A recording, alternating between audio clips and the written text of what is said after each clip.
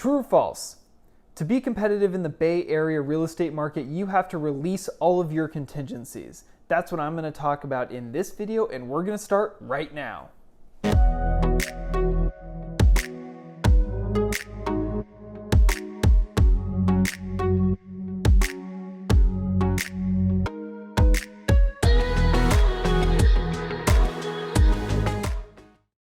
Hey guys, Hans Struzyna with the Gunderman Group from Keller Williams Luxury International, coming to you with another video. This time we're talking about contingencies.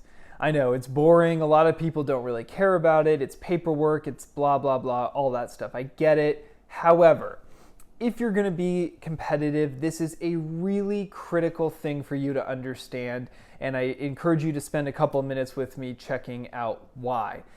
So to answer the question I posed in the intro, you don't necessarily have to release the contingencies, but you absolutely must be strategic when you shorten them or possibly remove them. And that's exactly what we're going to cover today.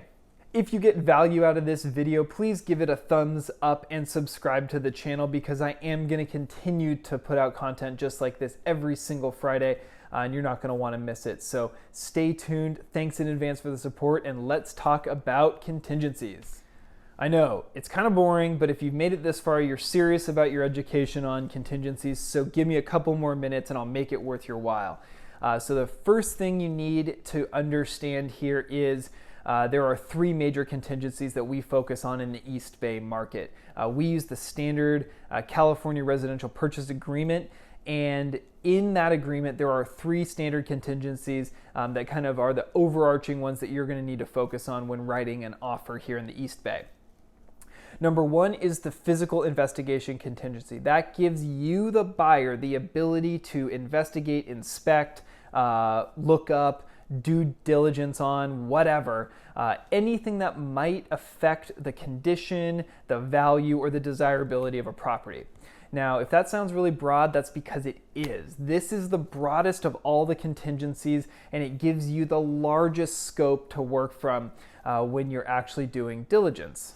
So if you get an offer accepted with an investigation contingency, you can turn over every stone. You can hire any investigator that you want. You can go down to the city records and look those up. And depending on what you find, you can basically get out of the contract with really any reason that you want.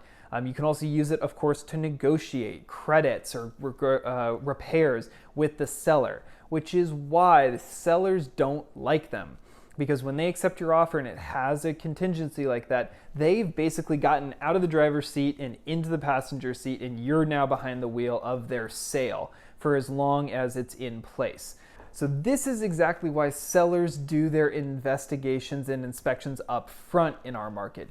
They want to control the narrative around the condition of the home and hopefully have buyers accept the condition as is, baked into their offer, so they can write an offer that is very much more secure and has less negotiation and wiggle room.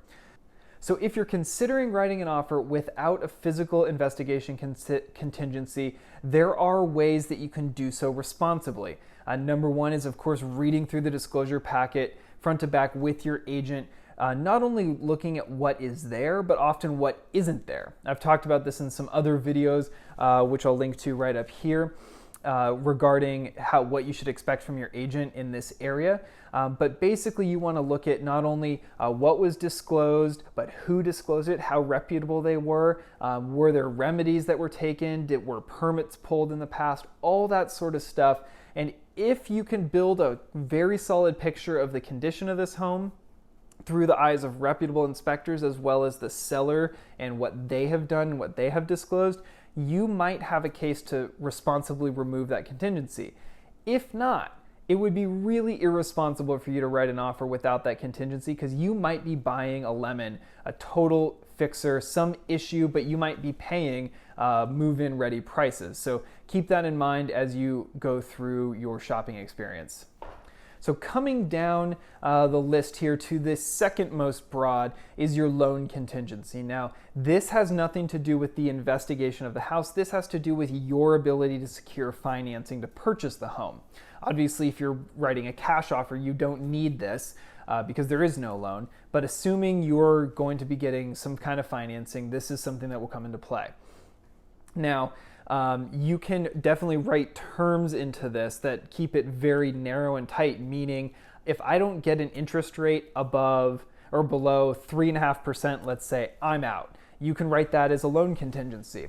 You can also potentially leave it blank, effectively saying, if I can't get any loan, I'm out, which obviously is pretty broad and you would never want to do that.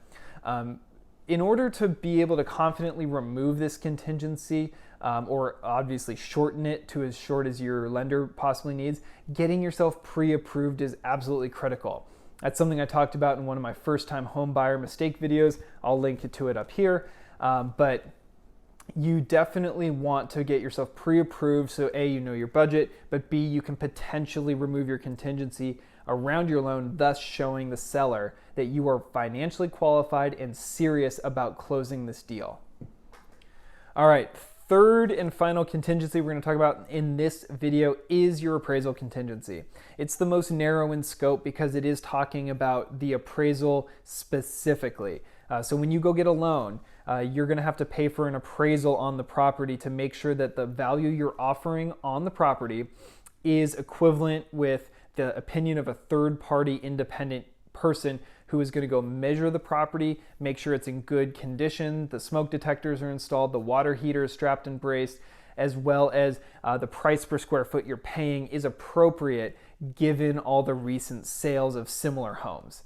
Now, if you remove that contingency, and let's just say you get a low appraisal, you're now on the hook to make up the difference between what they said the value is and what your contract is.